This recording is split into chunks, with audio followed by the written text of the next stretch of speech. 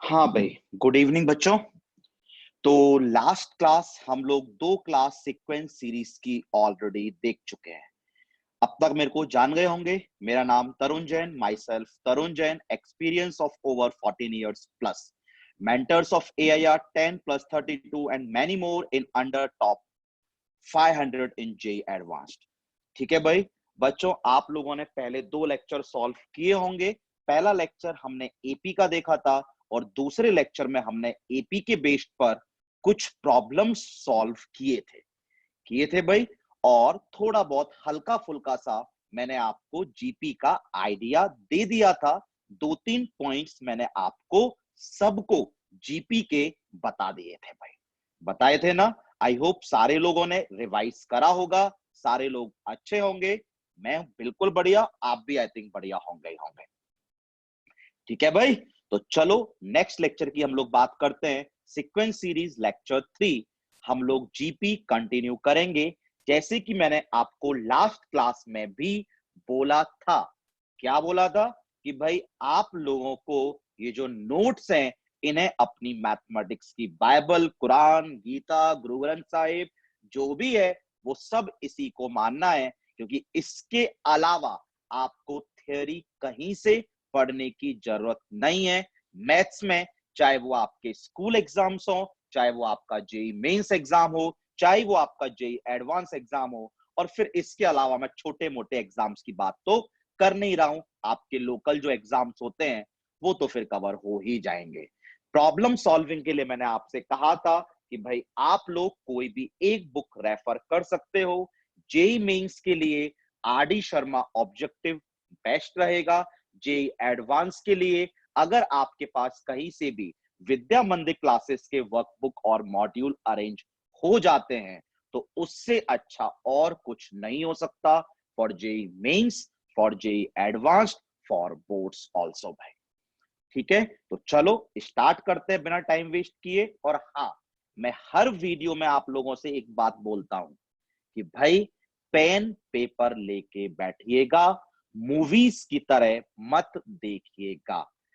जब pen paper लेके बैठेंगे तभी इन लेक्चर्स का फायदा होना है, नहीं तो बिल्कुल फायदा नहीं होना। अगर आप मूवीज की तरह देख रहे हैं अभी बंद करिए, और कोई मतलब नहीं है, क्यों टाइम वेस्ट करना। एंटरटेनमेंट के लिए बहुत वीडियोस हमारे पास हैं। ये एंटरटेनमेंट पर्पस के लिए नहीं है, ये लर्निंग पर्पस के लिए है। जितना सीख पाओगे उतना हमारे लिए अच्छा है। बस आप सीखने वाले होने चाहिए। मैं आपको इतना सिखा दूंगा, believe my words, I promise कि आपको कुछ भी, एक भी प्रॉब्लम मेंस में, एडवांस में इन नोट्स के बाहर नहीं मिलेगी। सब कुछ इधर ही मिलेगा। चलें स्टार्ट करते हैं। ठीक है भाई, हम लोग स्टार्ट कर लेते हैं। हाँ भाई, तो लास्ट क्लास में मैंने आपको जीपी स्टार्ट कर दिया था, ज्योमेट्रिक प्रोग्रेशन। और ज्योमेट्रिक प्रोग्रेशन के बारे में हल्का सा रिवाइज करा देता हूं। ज्योमेट्रिक प्रोग्रेशन में सबसे पहला पॉइंट मैंने आपको लिखाया था कि भाई अगर आपको कोई भी सीक्वेंस दिया हो तो आप आइडेंटिफाई कैसे करेंगे कि वो जीपी है। कैसे? कि आप दो कॉन्जिक्यूटिव टर्म्स के बीच का क्या निकाल लो, रेशियो। एपी में क्या निकालते थे, डिफरेंस। अगर वो सेम आ जाता है तो हम इस सीरीज को क्या बोलते हैं, जीपी बोलते हैं।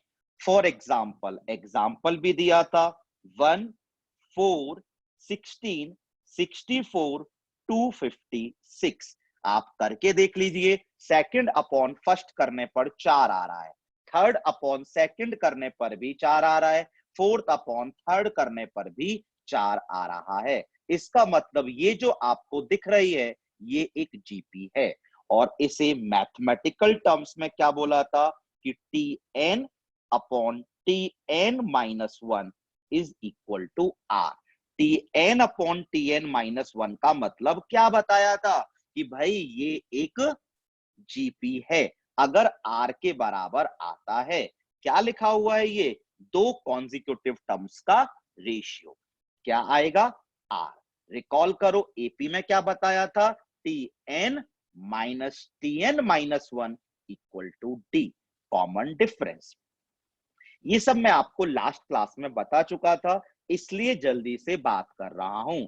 अब मैंने आपको ये लास्ट क्लास में सिखाया ही था कि एक जीपी हमें कैसी दिखती है, एक जीपी हमें कैसी दिखती है, what is it's standard representation. तो बताया था कि भाई जीपी हमें ए r square, A r cube, A R power 4 ऐसी कुछ दिखती है, ये मैंने आपको बताया था। फिर मैंने एक लास्ट पॉइंट और बताया था लास्ट क्लास में, और कहा था कि जीपी का general term, nth term, T N, A N, चाहे कुछ भी आप लोग बोल दीजिए भाई, उसको मैंने उसका फॉर्मूला क्या लिखाया था, एक्सप्लेन किया था। अभी मैं सिर्फ डायरेक्टली फॉर्मूला लिख रहा हूं। क्या फॉर्मूला था, Tn is equals to a into r की पावर n माइनस 1, जहां पर a क्या होता है, फर्स्ट टर्म, r क्या होता है, कॉमन रेशियो। और ये फॉर्मूला हम सिर्फ और सिर्फ तब लगाते हैं जब हमें जीपी के कोई भी नंबर की टर्म निकालनी हो। 10वीं टर्म ये फॉर्मूला, 100वीं टर्म ये फॉर्मूला, पीएथ टर्म ये फॉर्मूला। तो टर्म निकालने के लिए हम लोग ये फॉर्मूला लगाते हैं। चलो आपको इस फॉर्मूले की हैबिट डालते हैं और एक बेसिक सा सवाल सॉल्व करते हैं। आपकी स्क्रीन पर सवाल है, पेन पेपर लेके आप बिल्कुल बैठे होंगे बच्चों, क्योंकि हम सीखना चाहते हैं। चलिए भाई सवाल पढ़ते हैं। सवाल में क्या लिखा हुआ है पढ़िए, तसल्ली से पढ़िए, तमीज से पढ़िए, सब कुछ आएगा। इन अ जीपी, जीपी की बात हो रही है। इफ T3 इक्वल्स टू 2, चलो लिखता चलते हैं, टाइम वेस्ट नहीं करते हैं, ठीक है। हाँ भाई जीपी की बात है और जीपी में T3 2 है। सारे लोग लिखो बच्चों, जीपी में T3 2 है। T3 का मतलब थर्ड टर्म, ठीक है। भले ही आप चाहो तो यहां पे साइड में फॉर्मूला लिख लो। क्या फॉर्मूला था भाई Tn का, a इंटू आर की पावर n माइनस 1। पहली बार सीख रहे हैं तो बहुत आराम से चलते हैं। तो T3 2 क्या फॉर्मूला होगा, a इंटू आर की पावर 3 माइनस 1 यानी 2। ऐसा करते हैं, इसको इक्वेशन नंबर 1 नाम दे देते हैं, ठीक है। इसके बाद उसने सवाल में T6 पूछा है, सिक्स्थ टर्म, सॉरी T6 दिया है। क्या दिया है, -1/4। बच्चों लगाओ फॉर्मूला, a इंटू आर की power n minus 1, a into r की पावर 6 माइनस 1, लगा लिया फॉर्मूला।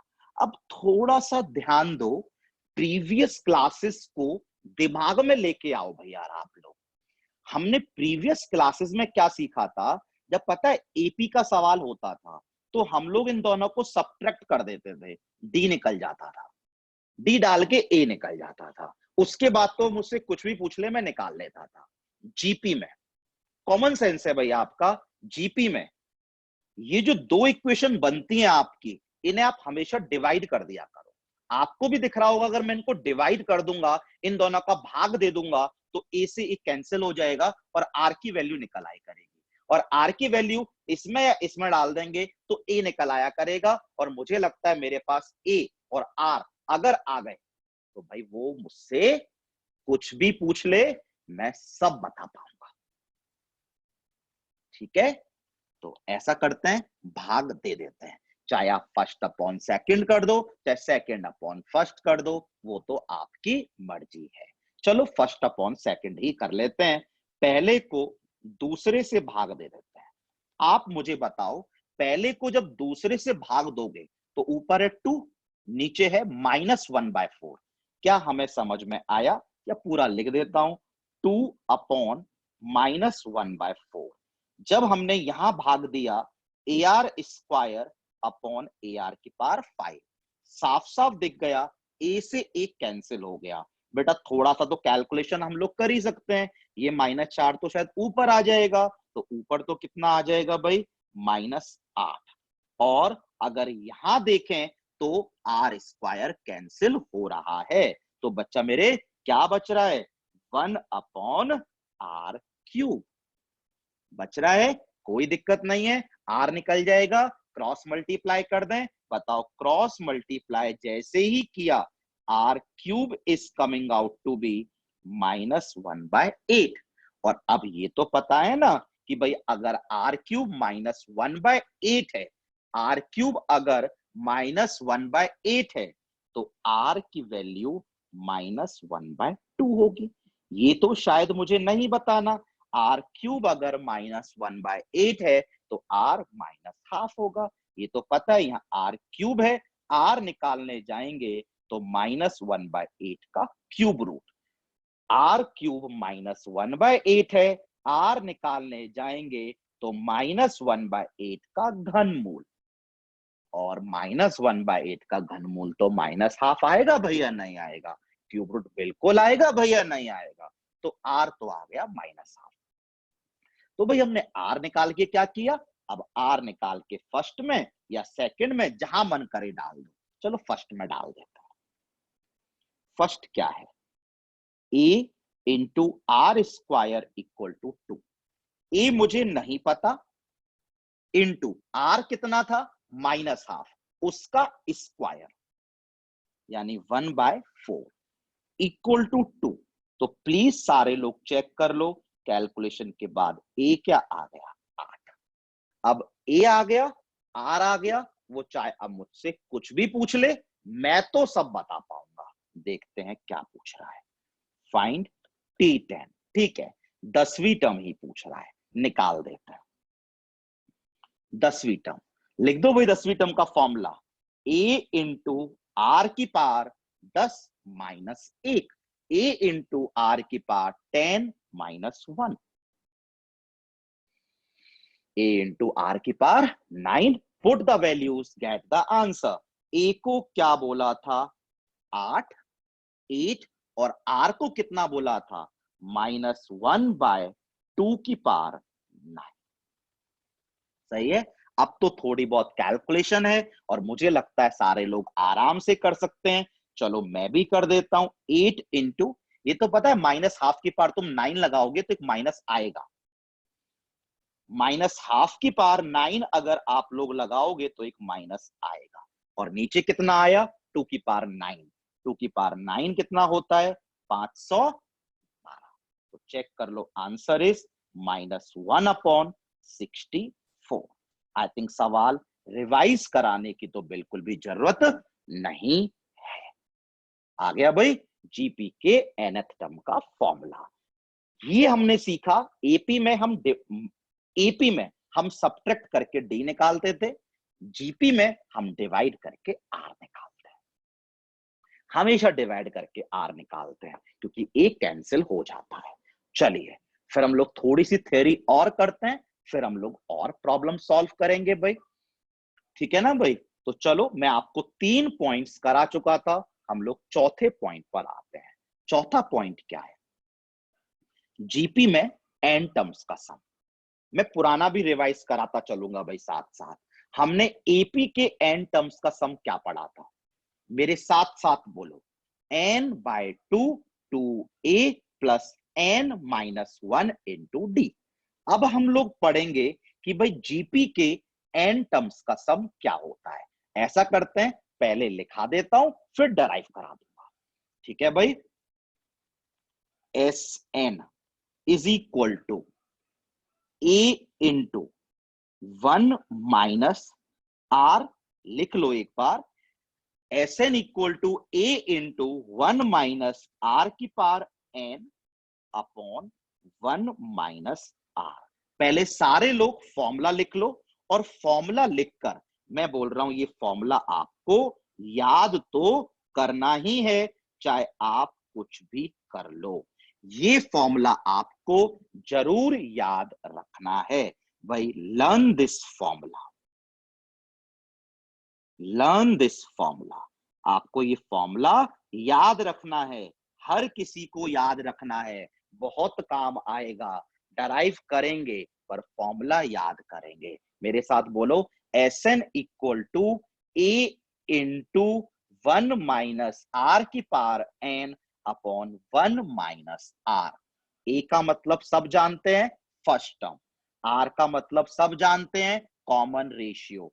एन का मतलब सब जानते हैं, नंबर ऑफ टर्म्स। तो ये फॉर्मूला किस काम आने वाला है? एन टर्म्स का सम निकालने में। अगर सीक्वेंस जीपी है, एपी है तो उसका फॉर्मूला अलग, जीपी है तो उसका फॉर्मूला अलग। अब बेटा सुनो, डेरिवेशन कोई आपसे इसमें पूछेगा नहीं ना, आपके स्कूल में पूछता है भाई, जेई वगैरह में तो कैसे पूछेगा, ऑब्जेक्टिव है ही नहीं। बट आप सारे लोग 11वीं के हैं, 11th के हैं। अगर 11th के बाद वाले भी हैं तो they can skip the derivation part, वो छोड़ सकते हैं। बट जो डेरिवेशन आएगा उसमें कुछ ऐसा होगा जो हमें आगे भी काम आने वाला है। क्या होगा वो मैं एक बार लिख देता हूं, फिर हमें ध्यान रखना है। ठीक है, मैं क्या बोलने जा रहा हूं सुनिए भाई।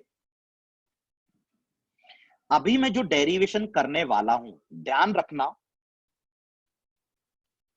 This is a method to solve an AGP. अब लोग बोलोगे यार आप लोग कि हमने एपी का नाम सुना है, जीपी का नाम सुना है, ये एजीपी क्या बला है भाई?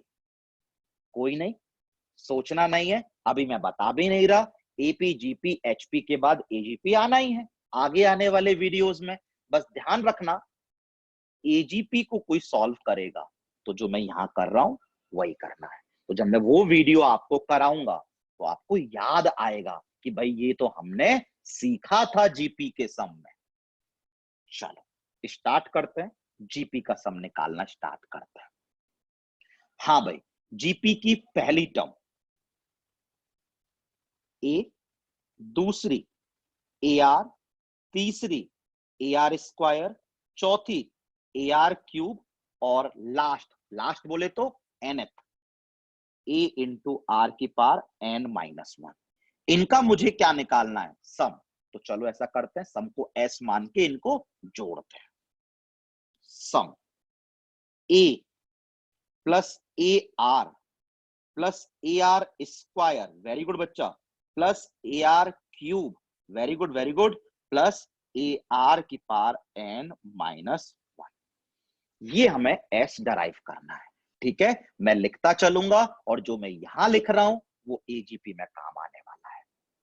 ठीक है भाई, जैसे जैसे बोलता जाऊं वैसे वैसे करते जाऊं। ठीक है, क्या स्टेप 1 आपको करना क्या है? एजीपी को सॉल्व करने के लिए, एजीपी छोड़ते हैं अभी, क्या इसको डराइव करने के लिए, step 1 multiply both sides by the common ratio of GP. तो ये आपको एजीपी में भी करना होगा। मैंने बोला है कि भाई आप लोग दोनों तरफ जीपी के कॉमन रेशियो से मल्टीप्लाई कर दो। मल्टीप्लाई करने के बाद इसी स्टेप में एंड, मेरे साथ साथ लिखते चलिए, रीराइट द सम, उस सम को दोबारा लिखिए, bye shifting one term each. इसका मतलब मैं आपको एक्सप्लेन करता हूं। आप लोगों ने लिख लिया होगा बच्चों, मैं बहुत धीरे धीरे लिख रहा हूं, है ना, एक बार पढ़ लो। हमारे पास जीपी है, ये हमें इस जीपी का सम का फॉर्मूला डराइव करना है। तो मैंने बोला कि दोनों तरफ आप जीपी के कॉमन रेशियो से मल्टीप्लाई कर दो। अब मुझे ये बताओ, कॉमन रेशियो जीपी का कैसे निकालते हैं? Second upon first, third upon second, fourth upon third. Second upon first r, third upon second r, 4th upon 3rd r, इसका मतलब जीपी का कॉमन रेशियो r है। तो मैंने आपसे कहा कि आप दोनों तरफ जीपी के कॉमन रेशियो से मल्टीप्लाई कर दो। किससे? आर से। सारे लोग कर दो। जब मैं आर से मल्टीप्लाई करूंगा तो आप खुद चेक करो, लेफ्ट हैंड साइड में तो एस इंटू आर आ गया, एस इंटू आर आ गया, आ गया। अब बेटा आर आपने अगर यहां मल्टीप्लाई किया है तो ये पता है, आर आपने यहां मल्टीप्लाई किया है तो आर से आपको ये भी मल्टीप्लाई करना पड़ेगा। यही तो मैंने बोला कि दोनों तरफ मल्टीप्लाई कर दो। और अब इस आर को जब आप इसमें मल्टीप्लाई करोगे तो क्या मिलेगा? A R.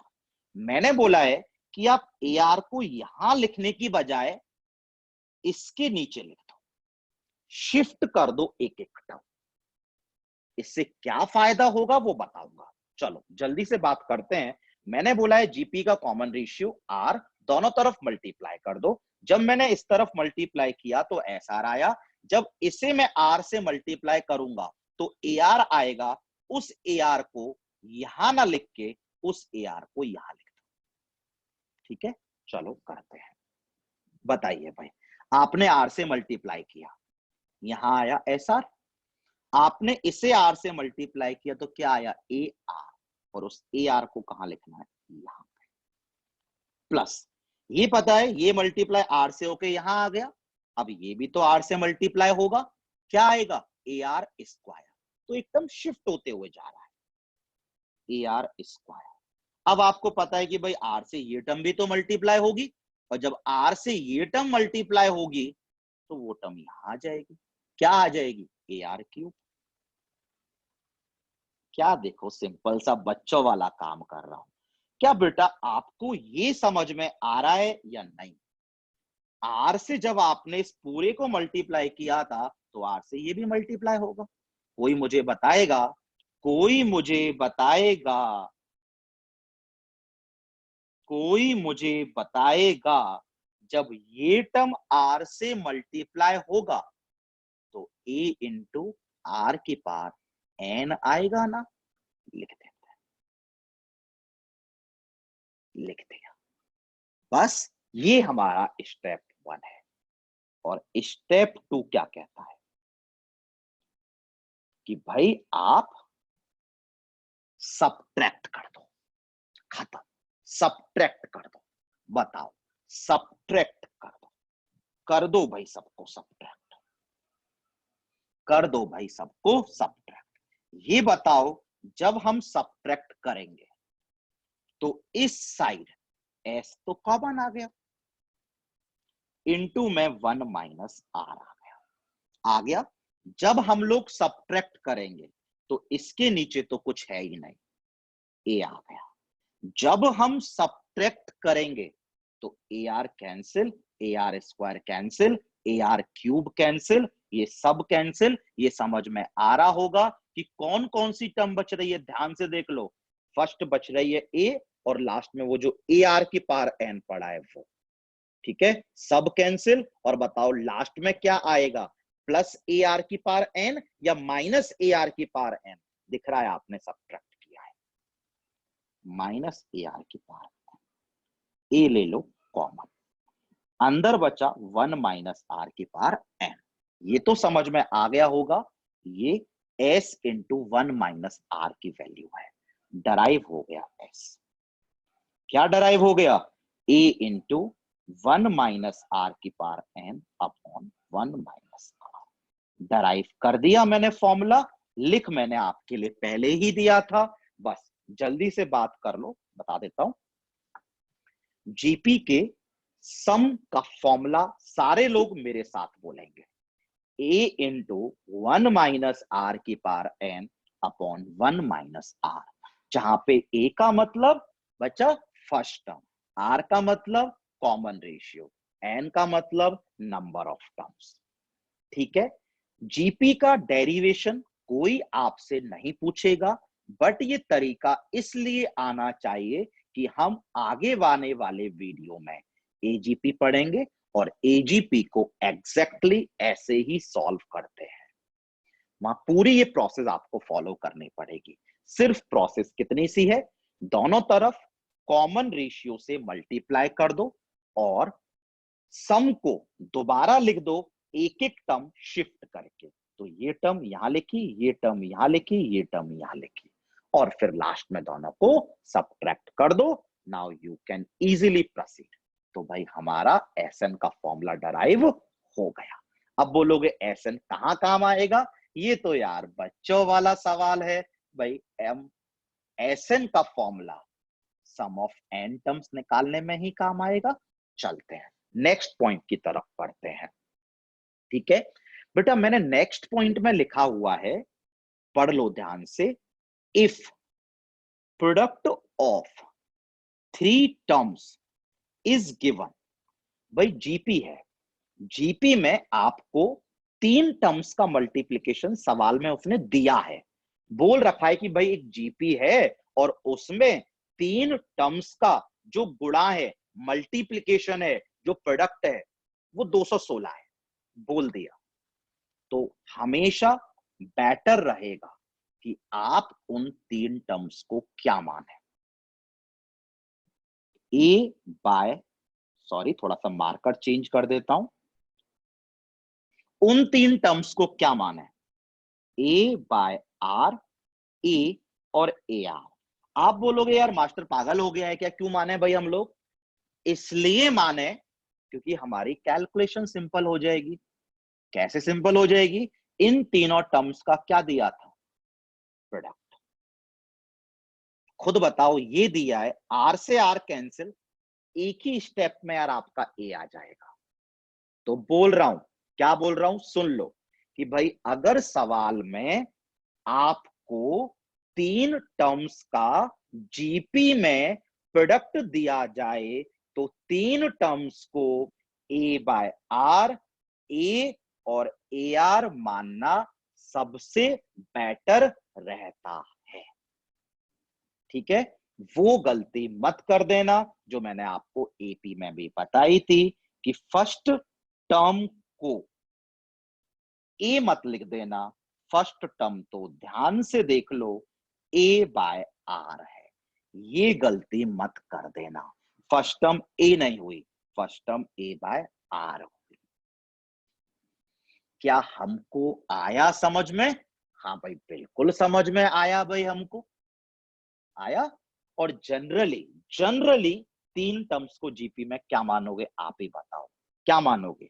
A r square, 4 माननी हो ए आर क्यूब, 5 माननी हो ए आर की पावर 4, ऐसे मानती रहने हो तो मानते रहो। बट बहुत सवाल ऐसे होंगे जहां पे 3 टर्म्स का मल्टीप्लीकेशन दिया होगा, तो बेटर होता है इन 3 टर्म्स को ये मान लिया जाए। जब प्रॉब्लम सॉल्व कराऊंगा आज और नेक्स्ट ट्यूटोरियल क्लास में, ट्यूटोरियल क्लास बोले तो क्या होता है, वहां पे बहुत सारे अच्छे अच्छे जो 3 क्लास में हम लोगों ने पढ़ा है, एपी और जीपी, उनके मिक्स प्रॉब्लम्स हम लोग करेंगे। थोड़े से लेवल को हाई ले जाएंगे, वो हम लोग चलो बाद में देखेंगे। ठीक है भाई, 3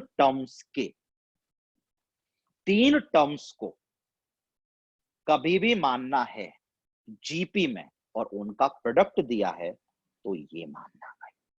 पता है एपी में भी बताया था, पर बोला था वहां पे 3 टर्म्स का अगर सम दिया हो तो क्या मानते थे, ए माइनस डी, ए और ए प्लस डी। यार कॉमन सेंस है, वहां सम देगा तो डी कैंसिल होगा, तुरंत से ए निकलेगा।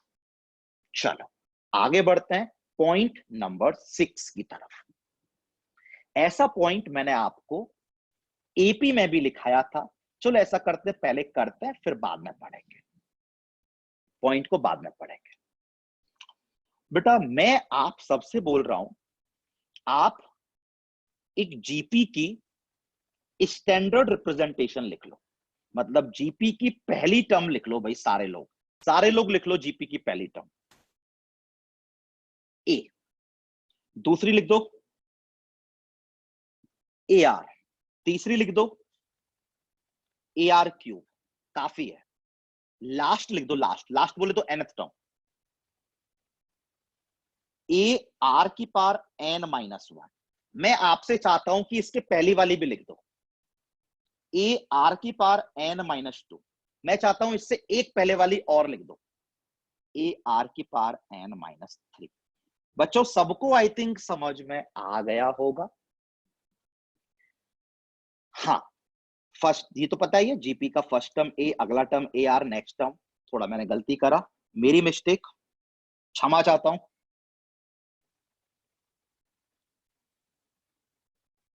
ठीक है, मिस्टेक तो होती है,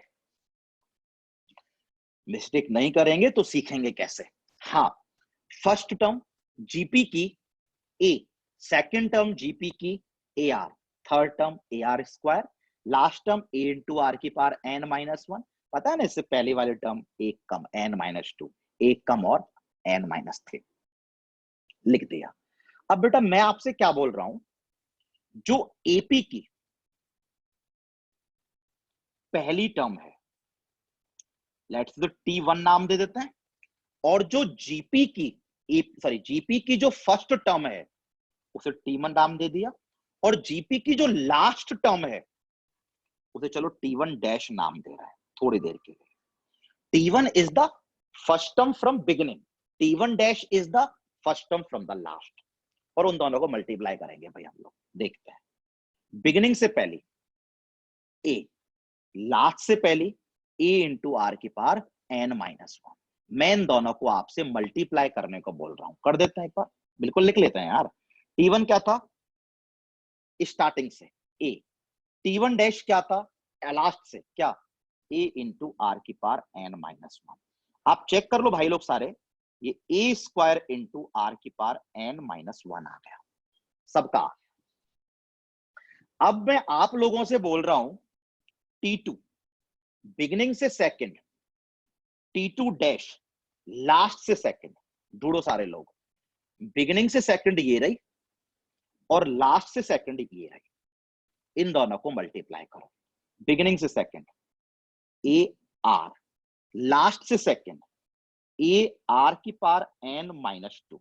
आई थिंक हम लोगों को पांचवी क्लास में ये मल्टीप्लाई करना तो आता है, आता है क्या, पक्का आता है ना। ए इंटू ए स्क्वायर, और ये पता है आर और आर बेस सेम है तो पार ऐड हो जाएंगे। कौन कौन सी पार, वन और एन माइनस टू।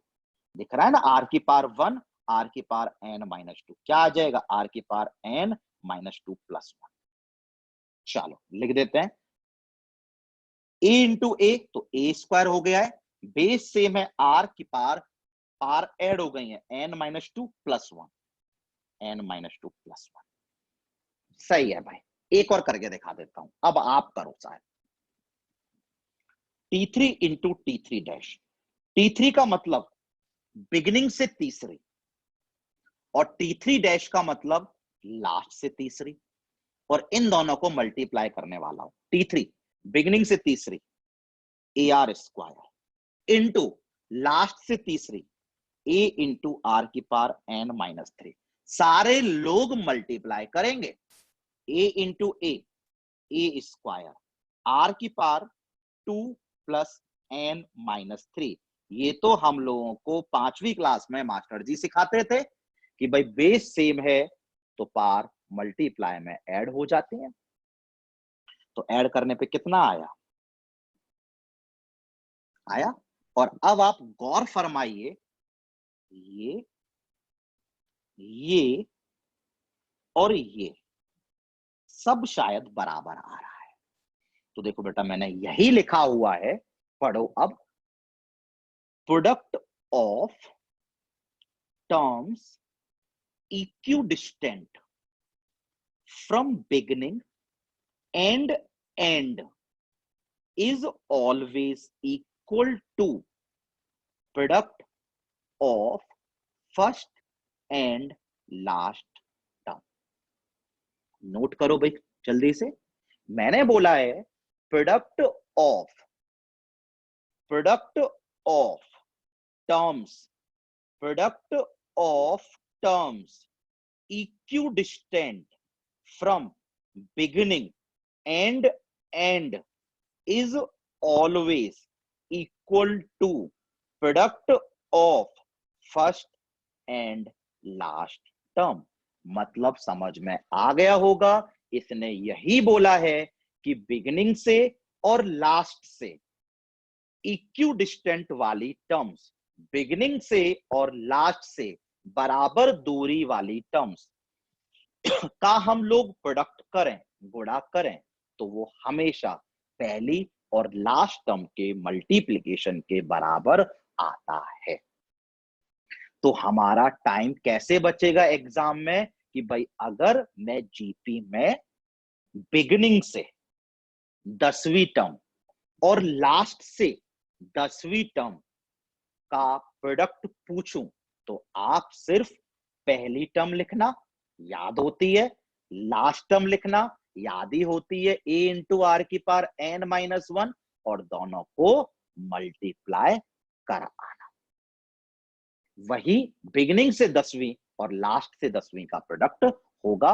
और आपको याद आ गया होगा, ये हम लोगों ने पहली क्लास में भी सीखा है। एपी में क्या होता था, बिगिनिंग से 10वीं और लास्ट से 10वीं का सम पहली और लास्ट के बराबर होता था। तो जल्दी से समझ लेते हैं, एपी में बिगिनिंग से 10वीं लास्ट से 10वीं का सम पहली और लास्ट के बराबर होता था। जीपी में बिगिनिंग से 10वीं और लास्ट से 10वीं का प्रोडक्ट पहली और लास्ट के प्रोडक्ट के बराबर होता है। ठीक है भाई, रिवाइज भी करते जा रहे हैं। चलो नेक्स्ट पॉइंट पे आते हैं। ये काफी बेसिक सा पॉइंट है, एक बार लिख लीजिए, या फिर पीडीएफ तो आप लोगों को मिलेगी ही मिलेगी, आप लोग पीडीएफ भी देख सकते हो, पर एक बार लिख लीजिए, अच्छा रहता है। जब तक आप अपने हाथ से नहीं लिखोगे तब तक मजा नहीं आएगा, तब तक आप सीखोगे नहीं, और जिंदगी में मजा आने बहुत जरूरी है भाई। चलिए, इफ आ कांस्टेंट, एक कांस्टेंट को is multiplied or divided to each term, then the resulting sequence is also a GP। ये तो हम लोग पता है जीपी की ही बात कर रहे हैं, तो भाई आपके सामने है, मैं चाहूंगा एक बार आप इसको नोट कर लीजिए, आपकी स्क्रीन पर है कि if a constant is multiplied or divided to each term of a GP, of course GP की बात चल रही है, then the resulting sequence is also a GP। इसका साफ साफ शब्दों में मतलब क्या है, इसका कहने का मतलब आपको भी समझ में आ गया होगा कि जीपी की सारी टर्म्स को अगर मैं एक ही कांस्टेंट से मल्टीप्लाई या फिर डिवाइड कर दूं, तो रिजल्टिंग सीक्वेंस भी एक जीपी होता है।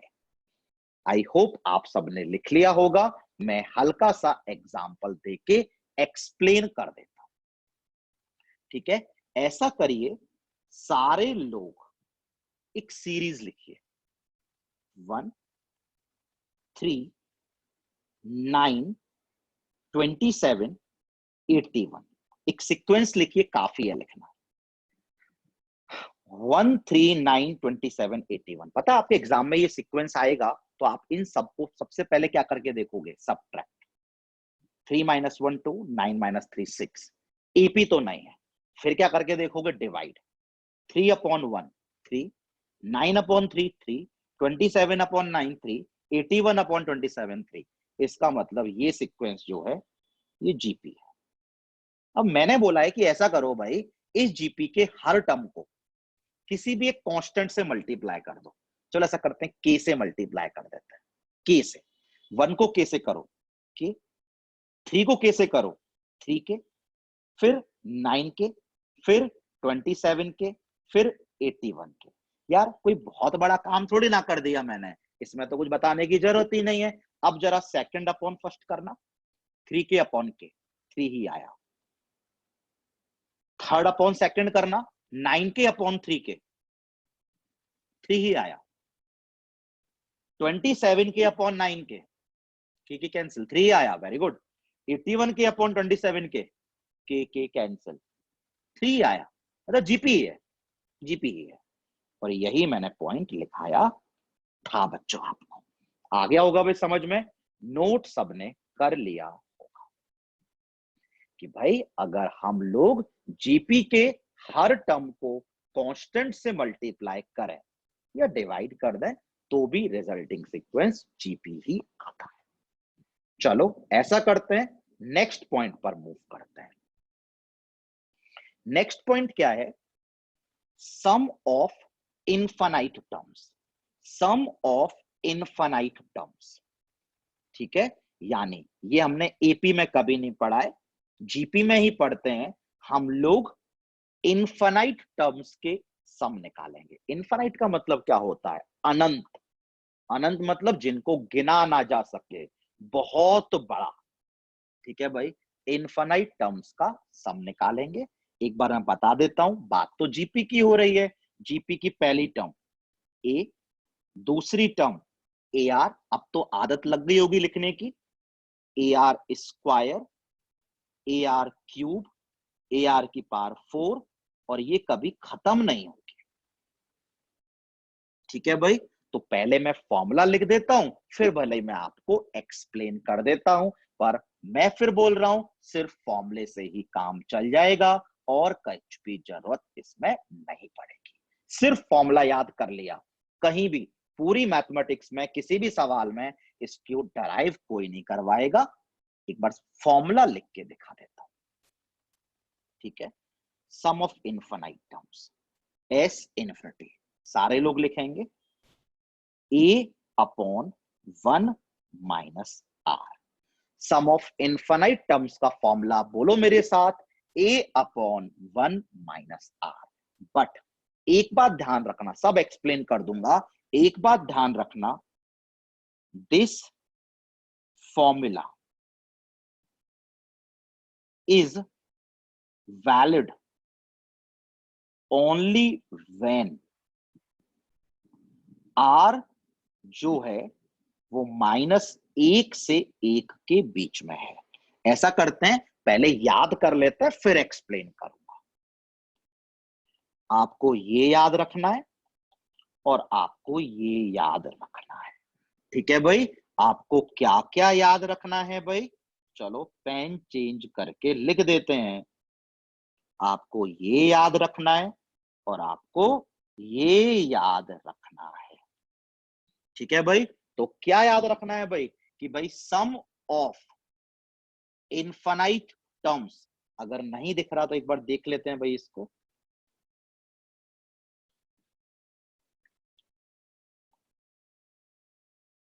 थोड़ा हल्का वाला मार्कर वो यूज कर लें जिससे हमें दिखने लग जाए।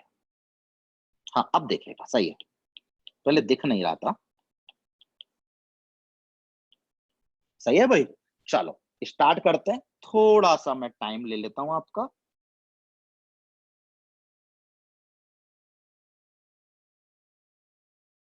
थोड़ा सा टाइम ले रहा हूं भाई। हाँ अब देखते हैं। तो मैंने बोला कि भाई सम ऑफ इनफाइनाइट टर्म्स, सारे लोग पहले तो फॉर्मूला याद कर लें। Sum of infinite terms, sum of infinite terms का सारे लोग फॉर्मूला याद कर लें। फॉर्मूला क्या होता है? a upon 1 minus r. और ये फॉर्मूला सिर्फ और सिर्फ कब वैलिड है? जब r का वैल्यू, r का मान -1 से 1 के बीच में ही होता है। ऐसा क्यों भाई? सिर्फ तभी वैलिड क्यों है, मैं आपको सिखाता हूं। भाई तुम लोग 11वीं में हो, हर बात का जवाब होना चाहिए। ये गणित है, मैथमेटिक्स है, और मैथमेटिक्स में कोई भी हवाबाजी नहीं होती है। हवा में नहीं कि ये एक्सेप्शन है, ये एक्सेप्शन है, ये एक्सेप्शन है, कुछ एक्सेप्शन नहीं है। एक पेन और एक पेपर, सब कुछ पेन और पेपर लेके प्रूव होता है भाई। सब कुछ प्रूव होता है, एक पेन और पेपर आपके पास होना चाहिए बस। ठीक है, देखते हैं। एक एग्जांपल दिखाता हूं मैं आप लोगों को। एक जीपी आप लोग लिखो, 1 2 4 8 16 32। ऐसा करो, पहले ये बताओ ये जीपी है या नहीं है। पहले मैं आपको टाइम दे रहा हूं, आप सोच लो, सारे लोग सोच लिया? हाँ भाई सोच लिया, ये जीपी है। Second upon first, third upon second, fourth upon third करने पर कॉमन रेशियो 2 आ रहा है। आई थिंक सबने कर लिया होगा, कॉमन रेशियो 2 आ रहा है। और 1 मिनट, ये जीपी बढ़ती जा रही है, खत्म नहीं हो रही है। कहने का मतलब हम लोग पढ़ तो इन्फानाइट जीपी रहे हैं ना, मतलब टर्म्स जो है उसमें इन्फानाइट है, कभी खत्म ही नहीं हो रही है। हाँ, आप लोग इसका कॉमन रेशियो लिख लो 2, सबने लिख लिया होगा।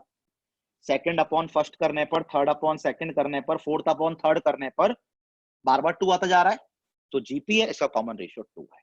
अब बेटा ये बताओ, अगर आपसे एग्जामिनर, आपका टीचर, मैं इसका सम पूछूं, किसका, इसका 1 + 2 + 4 + 8 + 16 + 32, और पूछता जाऊं, करता जाऊं, कभी सीरीज खत्म नहीं हो रही। क्या आपको बच्चों समझ में आ रहा है कि इस जीपी की टर्म्स लगातार बढ़ती जा रही हैं? पता है अगली टर्म 64 आएगी, अगली टर्म 128 आएगी, टर्म्स बढ़ती जा रही हैं। तो भाई अगर आप इसको कभी खत्म ही नहीं करोगे, इसे आप इनफाइनाइट तक ले जाओगे, तो यार समझ में आ रहा है ना, इस जीपी का सम इनफाइनाइट ही आएगा, बहुत बहुत बहुत बड़ा ही आएगा। खुद ऐसे सोचते हैं, पहली टर्म है 1, अगली है 2, अगली है 4, अगली है 8, अगली है 16, अगली है 32। इन सबको तुम जोड़ोगे, जोड़ते जाओगे इनफाइनाइट तक, तो आई थिंक सम कितना आ जाएगा, इनफाइनाइट। तो भाई सम इनफाइनाइट तो कभी कोई पूछेगा ही नहीं भाई आपसे, तो इनफाइनाइट सम निकालना तो इलॉजिकल सी बात हो गई। मतलब कोई आपसे ये थोड़ी ना पूछेगा कि इस सीरीज का सम निकालो, आप बोल दोगे इस सीरीज का सम तो भाई इनफाइनाइट है, बहुत बड़ा नंबर है। ये क्या आंसर हुआ, बहुत बड़ा नंबर है? कुछ तो बताओ कौन सा नंबर है, कितना बड़ा नंबर है? तो हम मैथमेटिक्स में कभी भी ये नहीं बोलेंगे कि भाई इस सीरीज का सम निकालो। समझ में आया? कॉमन रेशियो कितना था, 2, 1 से बड़ा था। अब खुद ही सोच लो, अगर R 3 है, कॉमन रेशियो 3 है, तो समझ में आता होगा कॉमन रेशियो अगर 3 है तो भी टर्म्स बढ़ती हुई जाएंगी, इनफाइनाइट टर्म्स का सम इनफाइनाइट ही आएगा। तो बेटा आप लोगों के दिमाग में ये बात आनी चाहिए कि हम इस जीपी का सम निकाल सकते हैं क्या?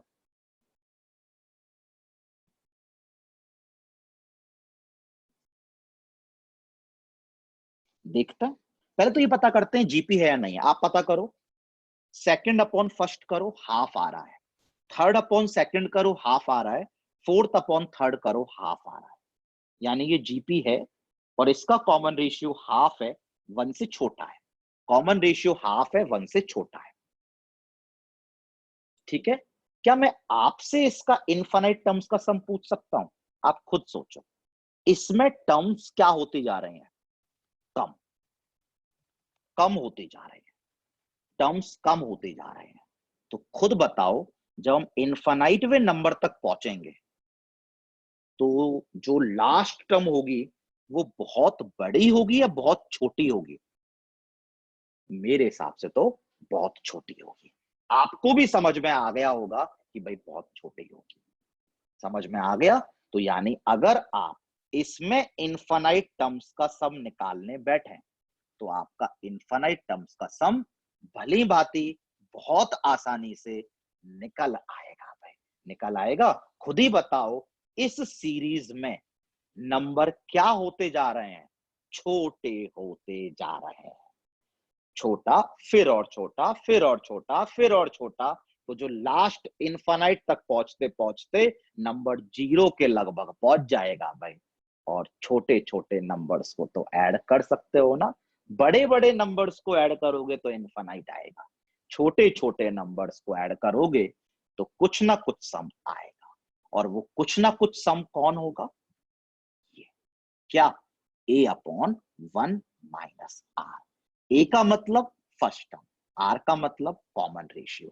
और ये तो हमें समझ में आ गया होगा कि आर अगर 1 से बड़ा है तो जीपी इंक्रीजिंग जीपी है, टर्म्स बढ़ती जा रही हैं, तो इनफाइनाइटवे नंबर की टर्म खुद इनफाइनाइट होगी, सम क्या निकालोगे? अगर r 1 से छोटा है तो टर्म्स घटती जा रही हैं, कम होती जा रही हैं। इनफाइनाइट वे नंबर की टर्म बहुत छोटी होगी, 0 के आसपास होगी। इनका सम निकलेगा। क्या निकलेगा वो ये फॉर्मूला बता देगा। आप ही बताओ, अगर मैं इस फॉर्मूले से निकालने बैठूं तो sum of infinite terms is a upon 1 minus r। a का मतलब फर्स्ट टर्म, 1 माइनस r, और r का मतलब कॉमन रेशियो। तो चेक करो, सारे लोग चेक करो, आंसर कितना आ गया 2। यानी इन सब टर्म को जोड़ने पर आंसर 2 आ रहा है। ठीक है भाई, सबका आ गया कि इन सब टर्म को जोड़ देंगे तो आंसर 2 आ जाएगा। ठीक है, हमें तो सिर्फ ये सीखना है कि भाई इनफाइनाइट टर्म्स के जीपी का sum a upon 1 minus r होता है। चलो एक छोटा सा बेसिक सा नन्ना सा प्रॉब्लम करते हैं। करेंगे सारे लोग बच्चों? करते हैं। पढ़िए, पहले सवाल पढ़ लीजिए सारे लोग। हाँ, पहले सवाल पढ़ लीजिए सारे लोग। लिख भी जो जरूर लेना है। लिखिए, if sum of first 3 consecutive terms of a GP। वैसे तो आपके पास स्क्रीन पर आ ही रहा होगा, पेन पेपर लेके लिखना, सवाल सॉल्व करना स्टार्ट करेंगे। If sum of first 3 consecutive terms of a GP is 19। समझे इसका मतलब कि जीपी के पहले 3 टर्म्स का सम 19 है एंड देयर प्रोडक्ट इज 216, और उन 3 टर्म्स का जो प्रोडक्ट है वो 216 है। बस यही चमक जाना चाहिए। जीपी की फर्स्ट 3 टर्म्स का प्रोडक्ट 216 है। चमक गया कुछ? चमकना चाहिए। क्या चमकना चाहिए बच्चों? दोबारा बताओ, कैसे कैसे? जीपी में पहली 3 टर्म्स का प्रोडक्ट जो है वो दिया है। याद करो, याद करो, याद करो। क्या याद करा? If product of 3 terms in GP is given. थोड़ी देर पहले लिखाया था ना कि भाई अगर 3 टर्म्स का जीपी में वो मेरे को प्रोडक्ट दे दे तो बताओ उन 3 टर्म्स को क्या मान लें? मान लो सारे लोग, लेट 3 टर्म्स बी। क्या बताया था भाई? A by r, a and a r. आपका टाइम सेव हो जाएगा। आप उन 3 टर्म्स को ए आर स्क्वायर भी मान सकते थे, पर यार जो बताया है थ्योरी में वो तो यार आपको याद रखना है ना, कुछ सोच समझ के बताया है ना बच्चों? आप भी याद रख सकते हो ना बच्चों? तो उन 3 टर्म्स का प्रोडक्ट जीपी में दिया जाए तो उन 3 टर्म्स को आपको ये मानना है। मान लें? क्यों? खुद बताओ। इन 3 टर्म्स का प्रोडक्ट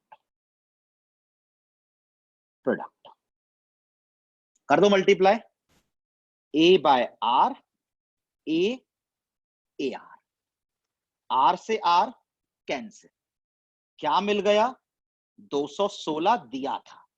क्या मिल गया? A cube. क्या मेरे बच्चों सबको समझ में आ गया? आर और आर कैंसिल, ए और ए, है ना बेटा? समझ में आ गया ना? ए क्यूब इक्वल टू 216। तो आप दिमाग में ही कैलकुलेशन कर सकते हो। ये तो बताओ 6 हो गया नहीं हो गया? 6, 6 एकम 6, 6 चक्की 36, 36 चक्की 216, 6 6 36, 36 6 216।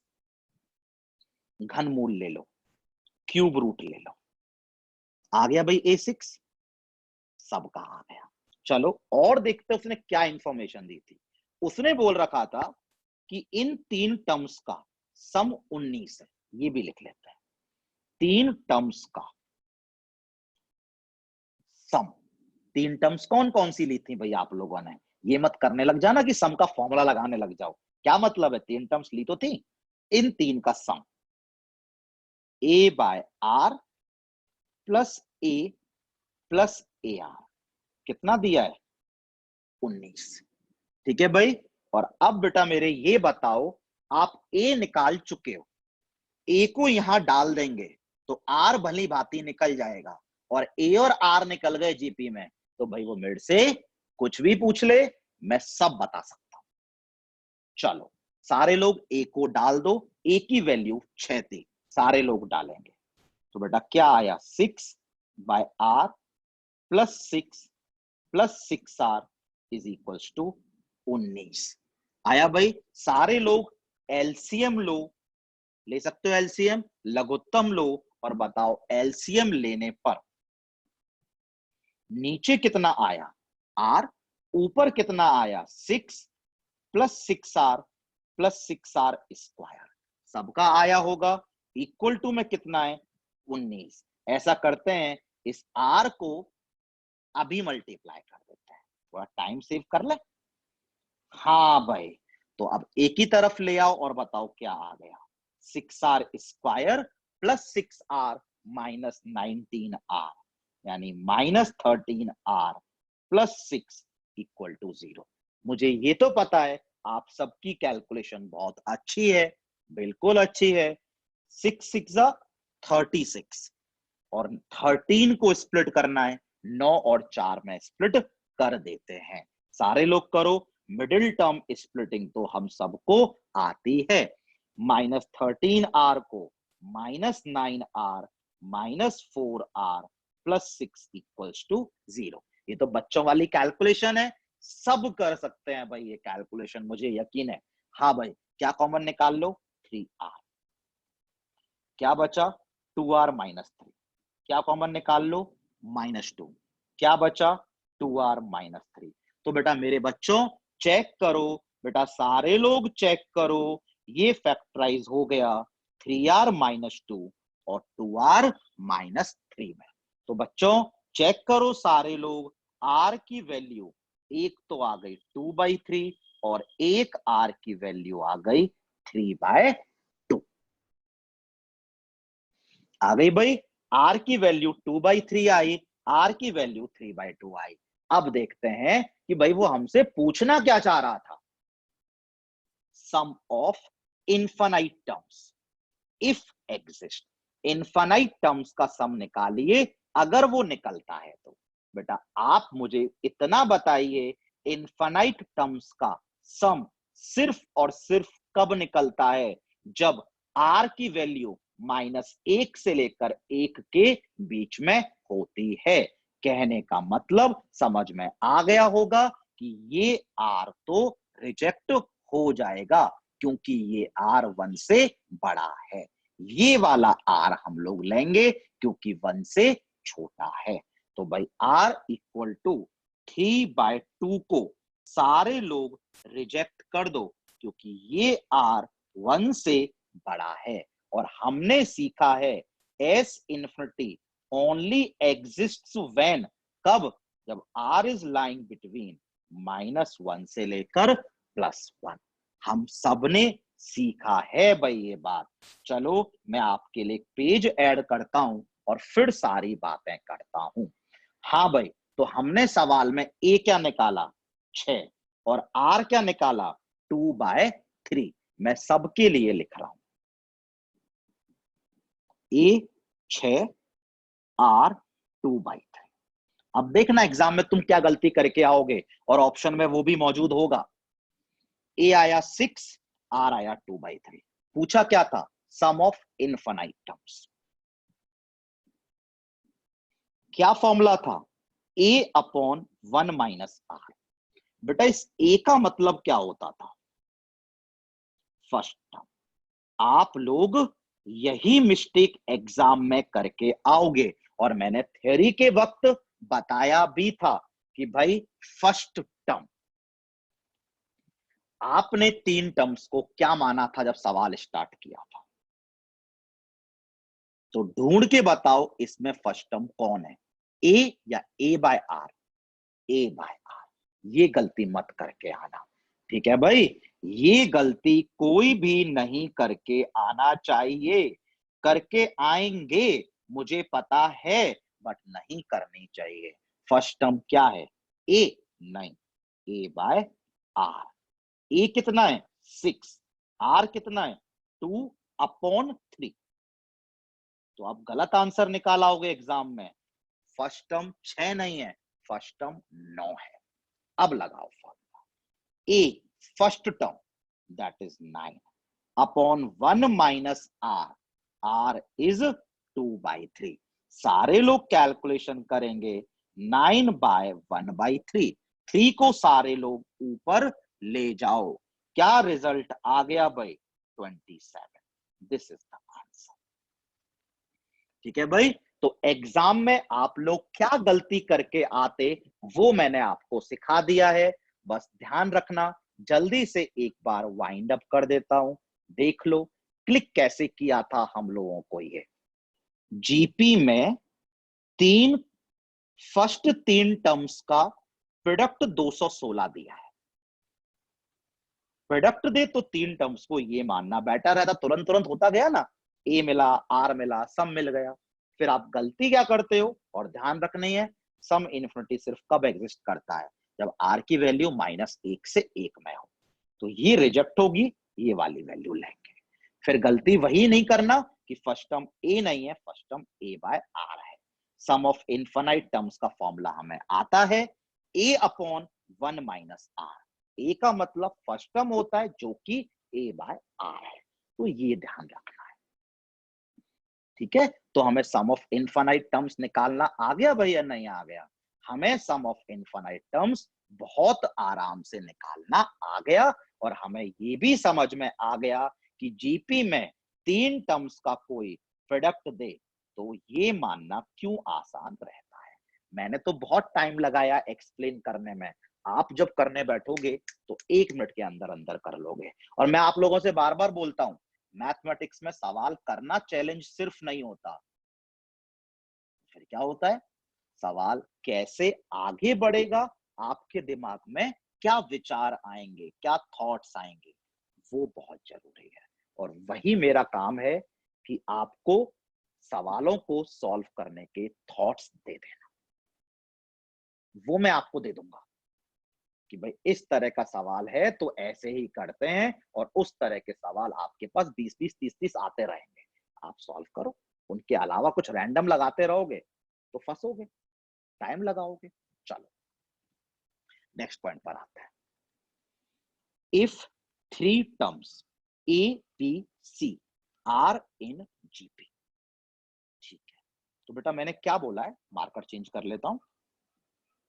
बेटा मैंने क्या बोला है कि 3 टर्म्स है, ए बी सी जीपी में है। बेटा आप मुझे अपना कॉमन सेंस यूज करके बताओ, ए बी सी जीपी में है, जीपी की डेफिनेशन क्या होती है? जीपी की डेफिनेशन आई थिंक यही होती है, खुद ही बताओ क्या होती है? Second term upon first term is equal to third term upon second term. यही तो डेफिनेशन है। हाँ भाई, तो क्या मिला बताओ? Second term b, first term a, third term c, second term b, cross multiply कर दो, क्या मिल गया? B² equal to AC। मिल गया? तो मैंने सिर्फ यही बोला है,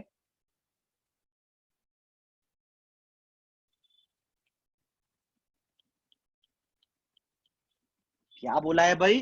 कि अगर 3 terms a b c GP में हो तो आंख बंद करना और एग्जाम में हमेशा B² इक्वल टू AC लगा के आना। रिकॉल करो, एपी में क्या पढ़ाया था कि 3 terms a b c AP में है। एक बार रिकॉल कर लो जल्दी से, 3 term a b c AP में है, तो बोला था 2B equal to A plus c. लगाना ही लगाना है, चाहे कुछ कर लेना। और अगर तीन term a b c GP में है तो b square equal to a c लगाना ही लगाना है, चाहे कुछ भी कर लेना। ठीक है, चलो आगे बढ़ते हैं। मैंने बोला है अगले पॉइंट में, if more than 3 terms are given in GP then equate the common ratio. ये सिमिलर पॉइंट मैंने आपको एपी में भी लिखाया था, एक बार नोट कर लो पहले। क्या है? If more than 3 terms are given in GP then equate the common ratio. मेरा कहने का मतलब क्या है, समझ में आया? नहीं आया? समझाता हूं। मेरा कहने का मतलब ये है, A1, A2, A3, A4, A5 and so on up to AN, ये जीपी में दे रखे हैं। अब बेटा खुद बताओ, अगर वो मेरे को जीपी में 3 टर्म्स देगा a b c are in GP, तो आप आंख बंद करना और b square equal to AC लगा के आ जाना। लेकिन 3 से ज्यादा, 4 टर्म्स या 5 टर्म्स या 10 टर्म्स या n टर्म्स वो आपको जीपी में दे, तो कोई रिलेशन वगैरह हमें याद नहीं है, हमें तो बस जीपी की बेसिक डेफिनेशन लगा के आ जानी है। क्या? कि भाई कॉन्जिक्यूटिव टर्म्स का रेशियो निकालो और सबको इक्वेट कर दो। यानी क्या?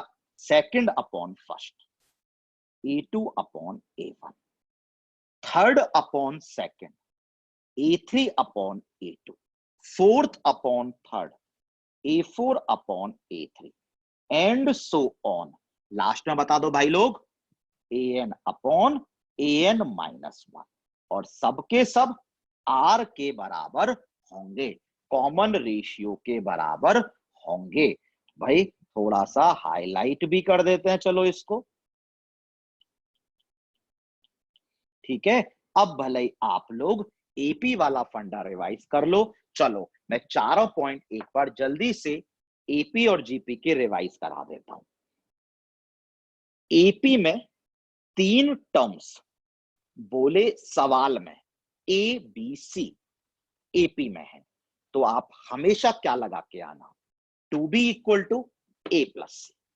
अगर सवाल में बोले 3 terms a b c GP में है, तो आप हमेशा क्या लगा के आना, b square equal to a c. अगर एपी में बोले कि 4 टर्म्स हैं, 3 से ज्यादा, A1, A2, A3, A4, तो आप सिर्फ उनके कॉमन डिफरेंसेस को इक्वेट कर देना।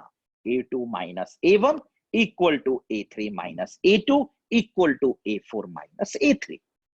जीपी में 5 टर्म्स बोले जीपी में है, A1, A2, A3, A4, A5 दे दे और बोल दे कि भाई ये जीपी में है। अगर देता नहीं तो फिर तो मैं AR स्क्वायर ऐसे मान लिया होता। बोल दे कि भाई 5 terms A1, A2, A3, A4, A5 GP में है, तो मुझे तो कोई फॉर्मूला नहीं आता। आप क्या करते, common ratio, A2 by A1 equal to A3 by A2 equal to A4 by A3 equal to A5 by A4, सबको R बोल देते हैं, इक्वेट द कॉमन रेशियो। बहुत बेसिक वाला काम, आई थिंक आपको समझ में बिल्कुल आ गया होगा बच्चों। और फिर बोलता हूं, बार बार बोलता हूं, जब तक घर जाके इस लेक्चर को रिवाइज नहीं करोगे, अपने एफर्ट्स नहीं डालोगे, तब तक मैथ्स तो नहीं आएगी। केमिस्ट्री की तरह हम लोग हवाबाजी बिल्कुल नहीं करेंगे कि भाई एक्सेप्शन है नोट कर लो। काहे का एक्सेप्शन? कोई एक्सेप्शन नहीं होता है भाई, पेन और पेपर होना चाहिए, उस पे सब सॉल्व होता है भाई। ठीक है भाई, मैथ्स में ऐसा कुछ नहीं होता है। आया बच्चों? ठीक है, तो एफर्ट्स डालिएगा, वीडियो देखिएगा, कुछ पूछना है तो कमेंट बॉक्स यूज करके पूछ सकते हो, मैं रिप्लाई कर दूंगा अगर पूछोगे तो। अगर आप चाहोगे सीखना तो, और सीखो यार, जितना सीख सको उतना सीखो। ये मैं फिर बोल रहा हूं, ये तो आपके लिए एक ब्लेसिंग इन डिस्गाइज हो गया। मतलब बुरा हो रहा था दुनिया में, लेकिन आप आपको वीएमसी के टीचर से पढ़ने को मिल रहा है। और हम जेई मेंस के लिए, जेई एडवांस के लिए, बोर्ड्स के लिए, सबके लिए इन्हीं को बाइबल बोलते हैं। जो क्लास में पढ़ाया जा रहा है वो पढ़ लिया तो कोई भी एग्जाम क्रैक करना बच्चों वाला खेल होता है। अब बोलोगे भाई वीएमसी तो सारे बच्चे सेलेक्ट हो जाते होंगे। सारे बच्चे सेलेक्ट नहीं होते, इसलिए नहीं होते क्योंकि वो बात नहीं मानते।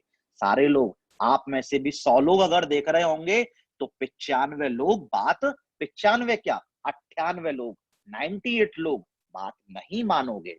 जो 2 लोग बात मानेंगे उनका सिलेक्शन पक्का होगा, लिख लो। तो बच्चों जो बोला जा रहा है वो ध्यान रखना है, एज अ अपॉर्चुनिटी इसे यूज करना है। थियरी कहीं और बाहर से नहीं पढ़नी है। थियरी बस यही है, इससे ज्यादा पढ़ोगे तो फालतू में कंफ्यूज होगे, इतने सारे फॉर्मूलेज याद करोगे, कोई मतलब नहीं है। थियरी यही है। आपको थियरी के लिए मैथ्स में कोई भी book, NCERT, R D Sharma, कुछ भी XYZ जो भी पढ़ना चाहो नहीं पढ़ने हैं, नहीं पढ़ने हैं। हाँ, प्रॉब्लम सॉल्विंग के लिए आपको मेंस के लिए आर डी शर्मा और एडवांस मेंस स्पोर्ट सब एक ही में चाहिए तो विद्या मंदिर क्लासेस के मॉड्यूल्स एंड वर्कबुक सब आ जाएगा उसमें। चलो, बहुत टाइम वेस्ट कर दिया मैंने आपका। चलो एक सवाल और करते हैं। फायदा मिलेगा, इतना फायदा मिलेगा जो आप सोच नहीं सकते।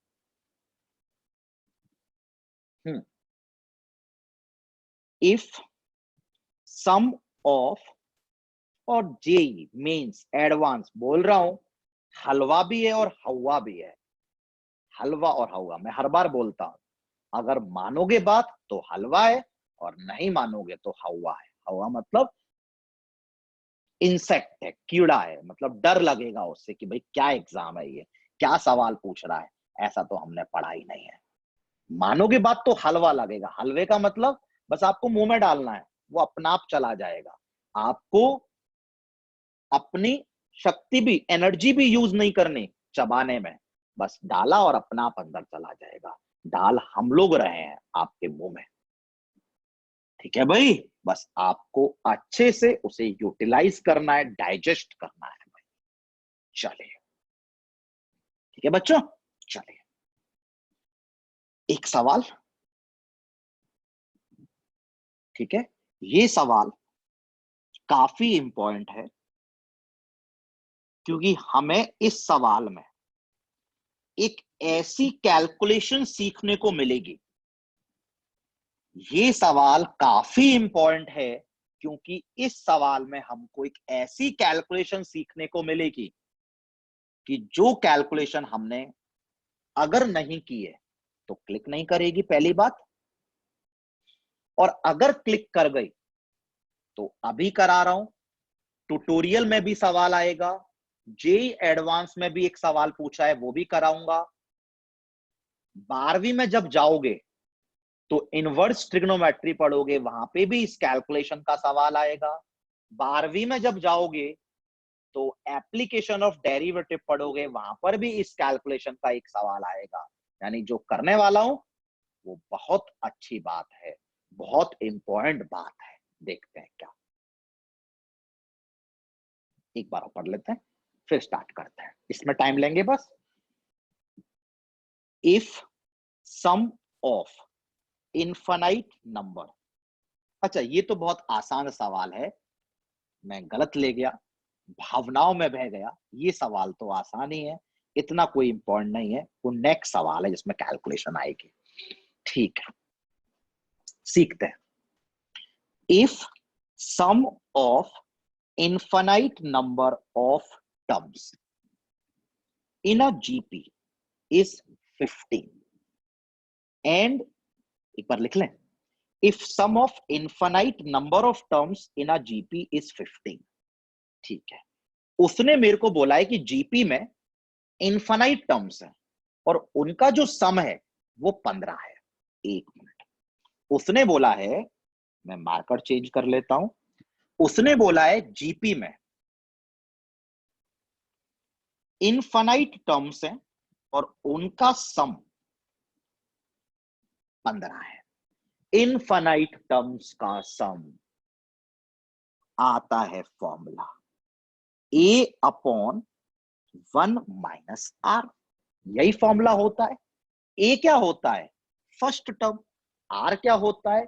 Common ratio. ठीक है, फिर बोल रहा है and sum of their squares is 45। And sum of their squares is 45। समझते कि वो क्या बोलना चाह रहा है? खुद पढ़ो।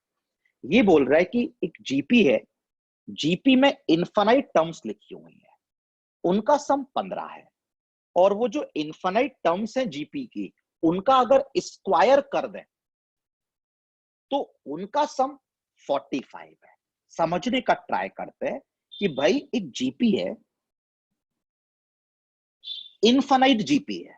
आप बताओ कोई भी इनफाइनाइट जीपी लो, सारे लोग लो इनफाइनाइट जीपी। कैसे लेते हैं इनफाइनाइट जीपी? ऐसे तो लेते हैं,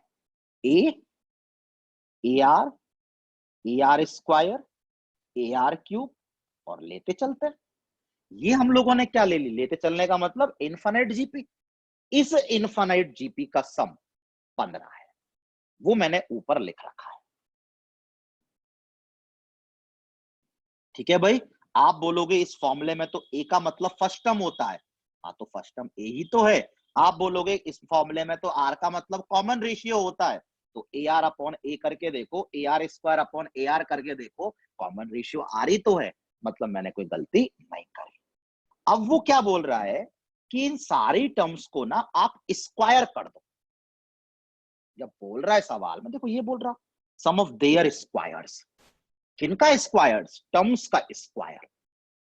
तो भाई बोल रहा है वो सवाल में, मैं अपने मन से नहीं कर रहा, इन टर्म्स का स्क्वायर कर दो। कर दिया। A square r square, a square r की पावर 4, ए स्क्वायर आर की पावर 6।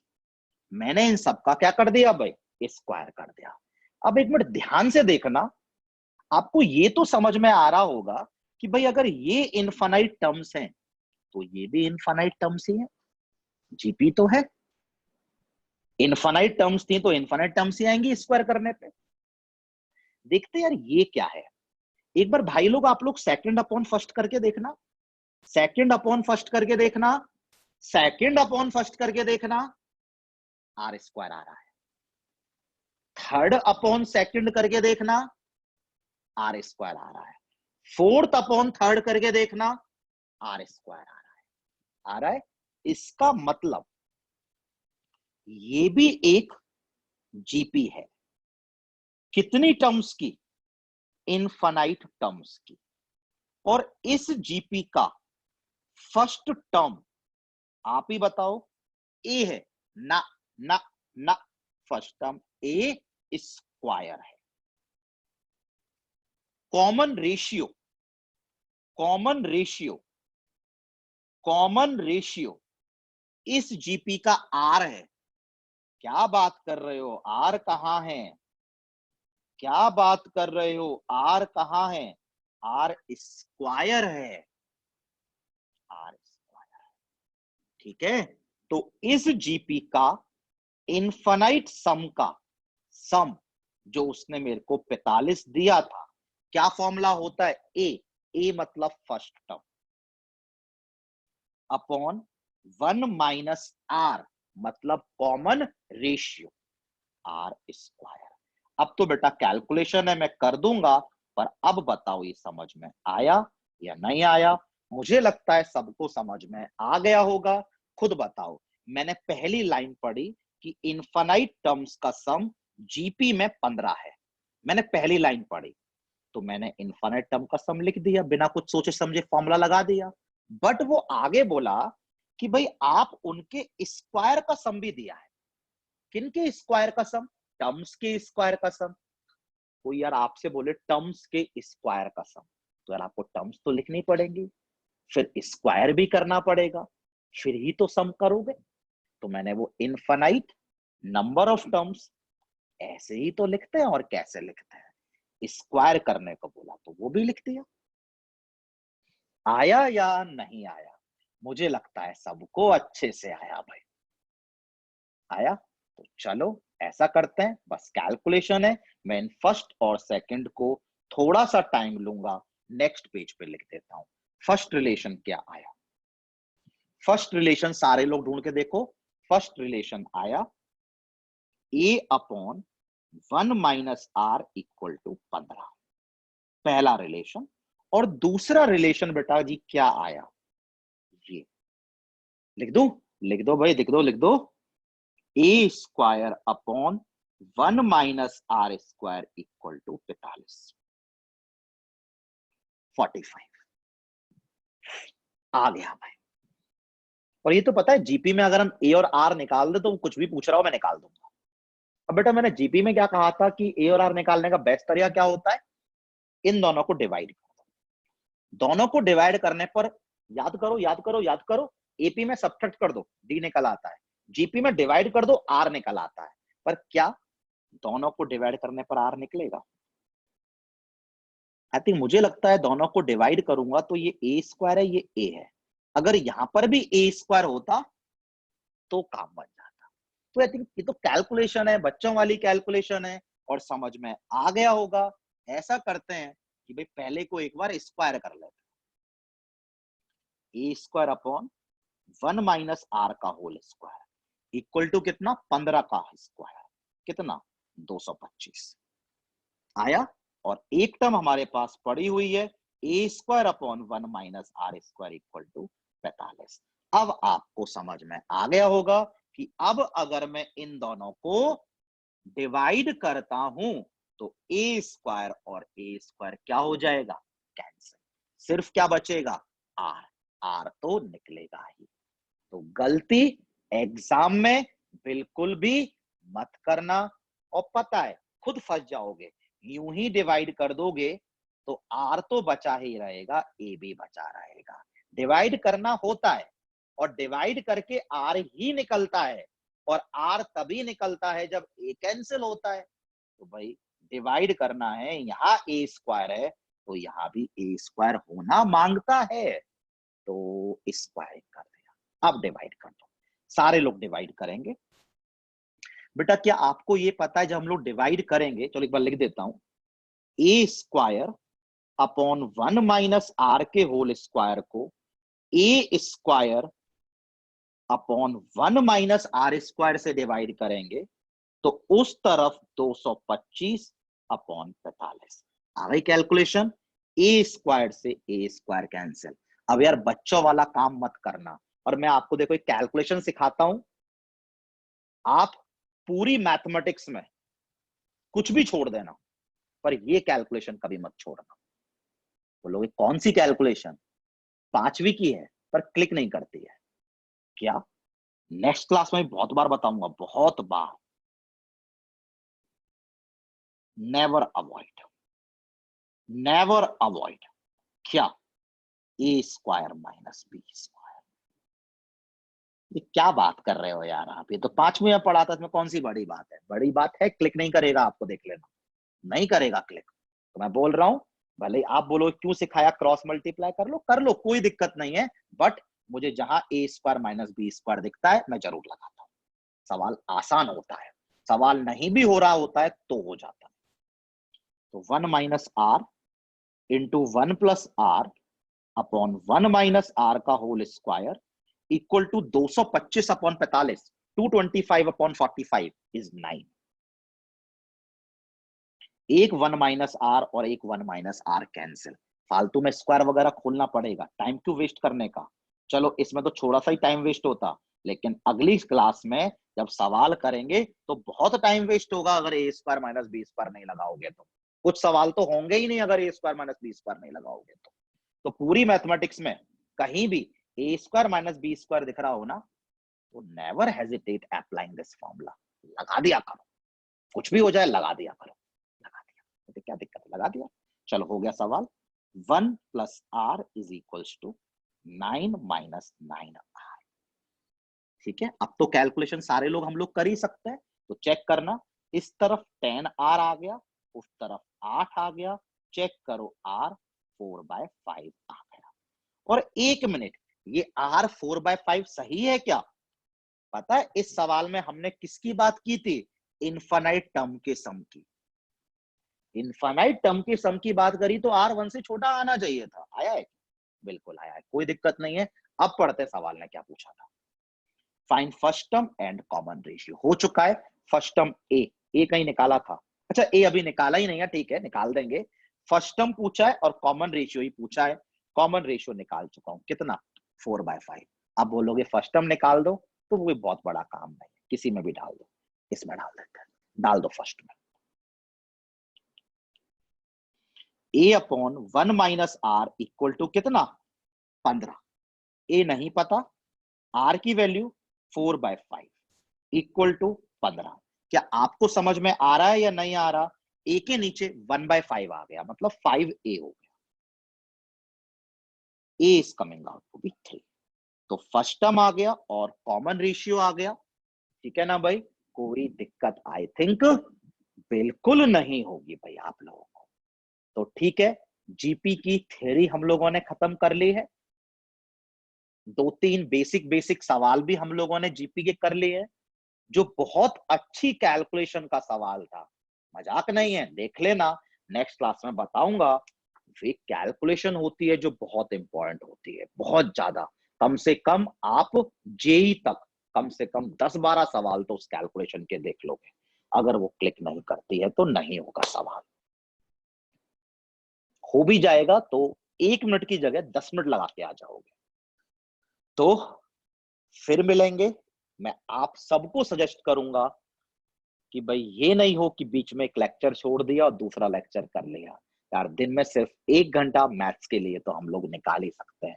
एंड बिलीव मी, ये 1 घंटा अगर ध्यान से आपने दे दिया तो मैथमेटिक्स से जिनको डर लगता है, जेई में डर लगता है, प्रॉब्लम्स कम बनते हैं, बनने जरूर लग जाएंगे। मेंस में सिलेक्शन जरूर हो जाएगा, एडवांस में सिलेक्शन जरूर हो जाएगा। ये मेरा प्रॉमिस है। ठीक है? तो इस क्लास के बाद आप ये लेक्चर नोट्स रिवाइज करोगे, और कहीं कोई बुक या वीएमसी के मॉड्यूल वर्कबुक आपके पास है तो try the problems of AP, GP नहीं, एपी के प्रॉब्लम्स आप लोग ट्राई करिए। जितने भी एपी के सवाल दिखें सारे कर डालो। वो मत करना, बहुत प्रॉब्लम्स मिलेंगे इसमें, एपी जीपी एचपी सब यूज हो रहा होगा। सिर्फ और सिर्फ जिसमें एपी वर्ड हो, सिर्फ वो सवाल आप लास्ट क्लास से पहले, सॉरी नेक्स्ट क्लास से पहले कर ले, और ये नोट्स रिवाइज कर ले। मैं नेक्स्ट क्लास में आपको कोई भी थ्योरी नहीं पढ़ाऊंगा, ट्यूटोरियल क्लास है, उसमें इतने सारे सवाल, इतने अच्छे सवाल सॉल्व कराऊंगा। ठीक है भाई? तो चलो, थैंक यू। घर पे ही रहो, सेफ रहो, बाहर मत निकलिए। Thanks a lot.